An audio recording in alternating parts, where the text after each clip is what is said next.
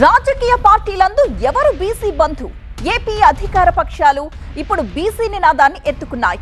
బీసీలకు ద్రోహం చేసింది మీరు అంటే మీరే అంటూ విమర్శలు గుప్పించుకుంటున్నాయి. ఈ నెల 9న బీసీ గర్జన సభకు వైసీపీ ప్లాన్ చేసింది.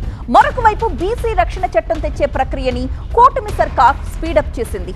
వైసీపీ హయాంలో బీసీలను చంపేశారని, ఆస్తుల్ని దోచుకున్నారంటూ ఆరోపించారు మంత్రులు.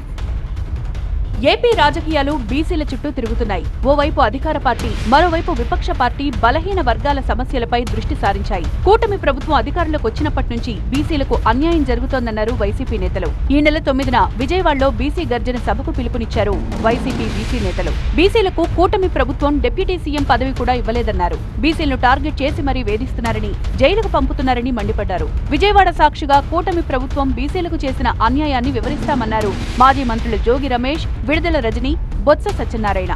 బ్యాక్వర్డ్ క్లాస్ ప్రతినిధులుగా వారికి ఇచ్చిన హామీని నిలబెట్టకపోతే ప్రశ్నించవలసినటువంటి పూచి మా మీద ఉంది. తప్పకుండా ప్రశ్నిస్తాం. 52% ఉన్న బీసీలకు స్థానిక సంస్థల ఎన్నికల్లో అంతే స్థాయిలో రిజర్వేషన్లు కల్పించాలని డిమాండ్ చేస్తున్నారు వైసీపీ నేతలు. 52% జనాభా ఉన్నటువంటి బీసీలకు ప్రపోర్షనేట్ గా రిజర్వేషన్ ఎలా కల్పిస్తారో చెప్పండి.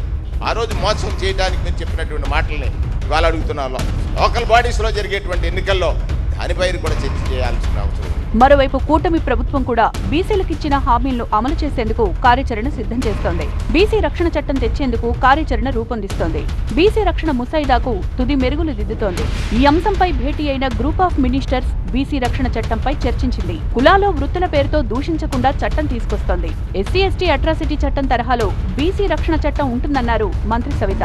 మరి బీసీలు పడుతున్న కష్టాలు, బీసీలపైన జరుగుతున్న దాడులు, హత్యలు కావచ్చు, బీసీల ఆస్తులపై ఏ విధంగా అక్రమంగా లాక్కోవడం, ఇవన్నీ తెలిసి నిపుణులతో మాట్లాడి ఆ రోజు మేము భారతదేశంలో ఎక్కడ లేని విధంగా బీసీ రక్షణ చట్టం తీసుకొస్తామన్నాం. ఈరోజు రక్షణ చట్టం గురించి కూడా మరి ముసాయిదా బిల్లు కూడా తయారైంది. ఆ ముసాయిదా బిల్లులు గతంలో కూడా మరి గ్రూప్ ఆఫ్ మినిస్టర్స్ అందరం కూర్చొని డిస్కస్ కొన్ని చర్చలు జరిగాయి. ఏ విధంగా జరగాలి, ఏంటి, ఏ విధంగా ఏ సెక్షన్లో పెట్టాలని వాళ్ళ సూచనల మేరకు మరి డాల్ డిపార్ట్మెంటు, మరి హోమ్ డిపార్ట్మెంటు, అదేవిధంగా ఏజీ గారి సలహా కూడా తీసుకొని మరొకసారి ఈ ముసాయిదా బిల్లు ఏర్పాటు చేశాం. ఈ రక్షణ చట్టం ఏ విధంగా ఉంది, ఈ ముసాయిదా బిల్లు గురించి కూడా చర్చించారు. వారు కూడా మంచి సలహాలు ఇచ్చారు. ఇదే విధంగా మరి రాష్ట్ర వ్యాప్తంగా కూడా జోనల్ వైజ్గా కూడా బీసీ సంఘాలతోనూ మరి కొంతమంది పెద్దలతోనూ చర్చించి వారితో సలహా కూడా తీసుకొని, అది జిల్లాల వైజ్గా కూడా సలహా తీసుకొని యాజ్ ఎర్లీ యాజ్ పాసిబుల్ మరి అసెంబ్లీకి తీసుకెళ్లి అసెంబ్లీలో తీర్మానం చేసి సెంట్రల్కి.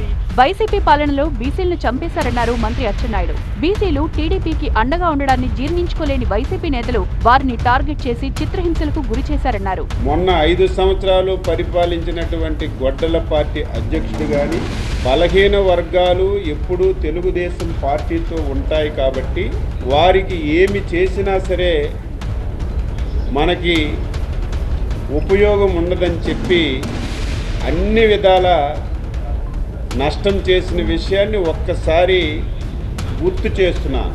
ఈ రాష్ట్రంలో బలహీన వర్గాల యొక్క సమస్యల్ని పరిష్కరించడానికి ప్రత్యేకమైనటువంటి సబ్ కమిటీ కూడా ఒకటి నియమించారు. ఆ సబ్ కమిటీ చాలాసార్లు సమావేశమయ్యాం. చట్టంలో అనేక విషయాల్ని చర్చించాం.